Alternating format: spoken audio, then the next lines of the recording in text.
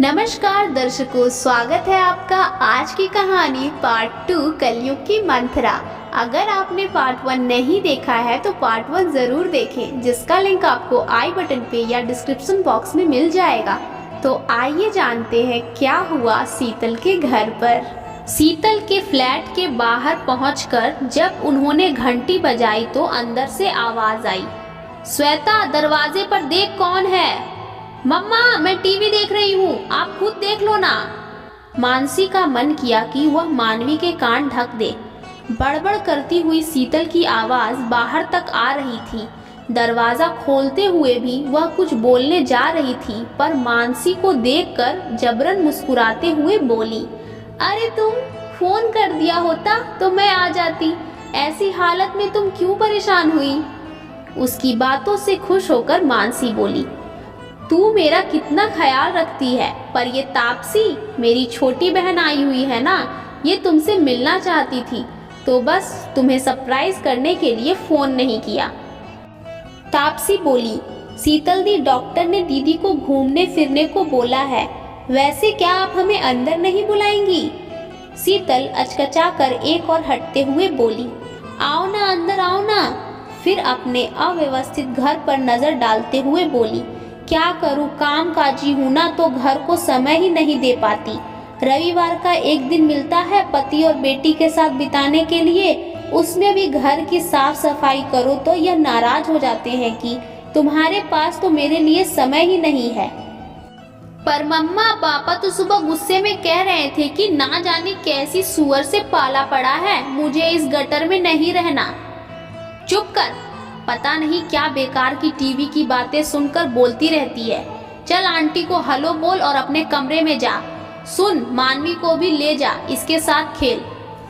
मानसी बोली, अरे तो कोई बात नहीं, हम तुझसे मिलने आए हैं, तेरे घर से नहीं।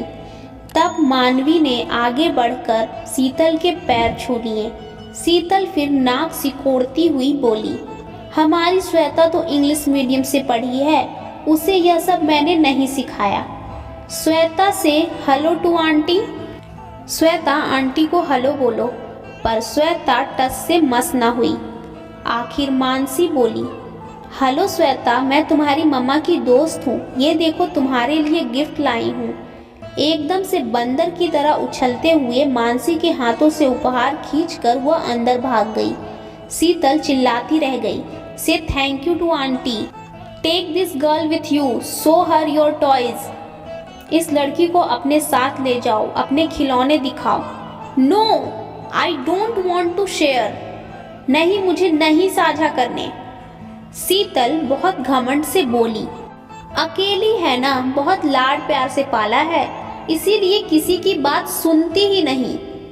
थोड़ी देर वहां बैठने के बाद ना जाने क्यों मानसी का मन उचटने लगा। वह शीतल से बहाना बनाकर कि उन्हें डॉक्टर के पास भी जाना है रेगुलर चेकअप के लिए, वह वहां से बगैर कुछ चाय कॉफी पानी के उठ गई।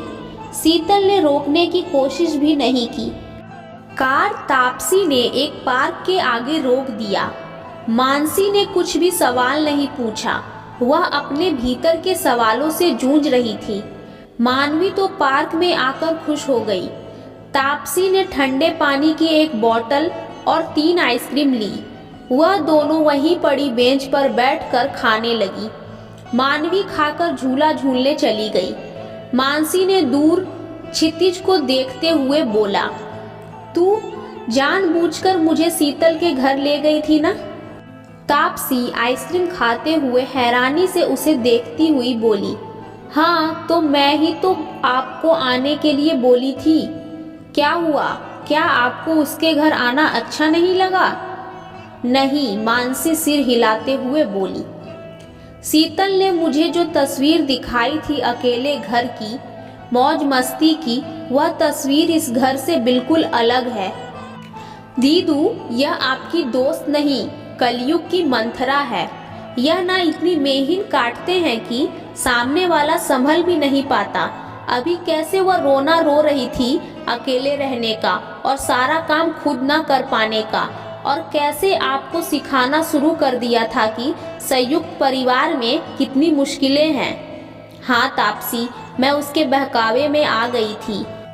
यह मेरा घर, जहाँ मेरी सासू माँ ने मुझे राजकुमारी का दर्जा दिया, तेरे जीजू जिन्होंने मुझे रानी बनाकर रखा, यह मेरा खुशियों से भरा हंसता खेलता साम्राज्य, जिसको मैं उसके बहकावे में आकर अपने हाथों से आग लगाने जा रही थी। मानसी रोती हुई बोली, छोटी, क्या मिल जाता उस शीतल को मेरा साम्राज्य नष्ट करके।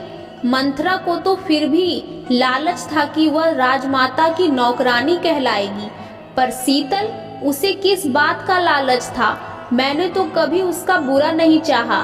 भगवान का शुक्र है कि तू आ गई और तूने मुझे उसके चंगुल से निकाल लिया।